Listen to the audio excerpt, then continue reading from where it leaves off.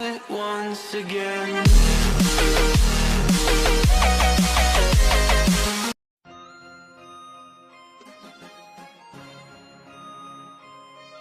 We implore you to know that your responsibility from today going forward is to put an end to illegal taxes on people. We have a tax law here that prescribes those who are exempted from tax. All those categories of people and those that from time to time may be so announced by the governor, including every single hotel that has less than 50 rooms in Calabar and in the whole state, today are exempted from payment of tax.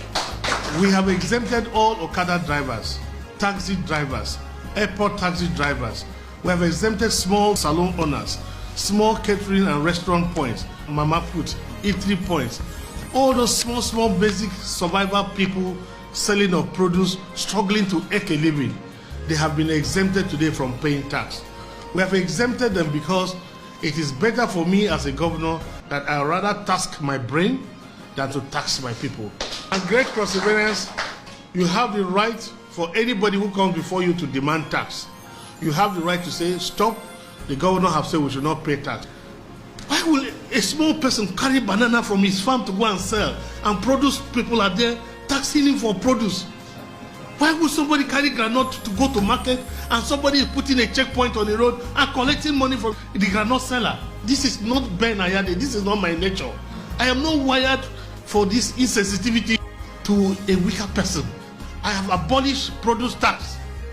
Let farmers earn their money, let them keep their money.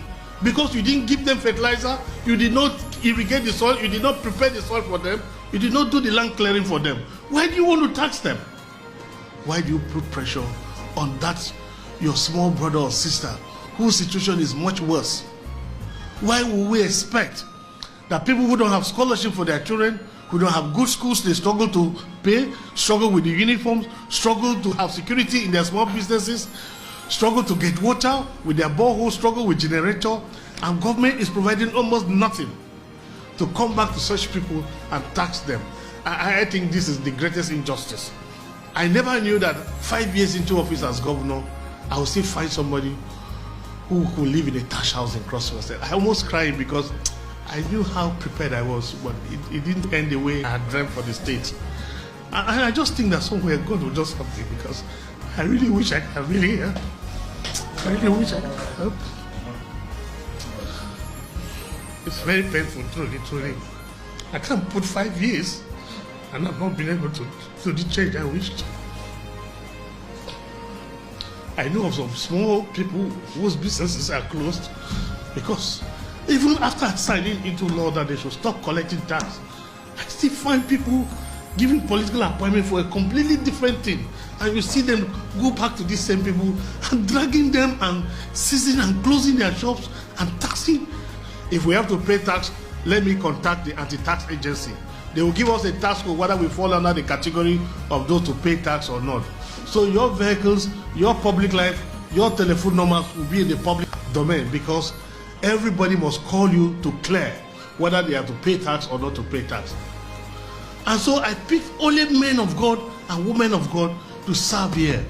I charge you that by the time you are done, let your agency be a world-class example for other states and countries to emulate. If God sees into my heart, let him take every single wealth I have. If he can make every single Cross Riverian rich, if he can take every single Cross Riverian out of poverty, let Ben Ayade and the Ayades, let us be poor for Cross Riverians to be comfortable.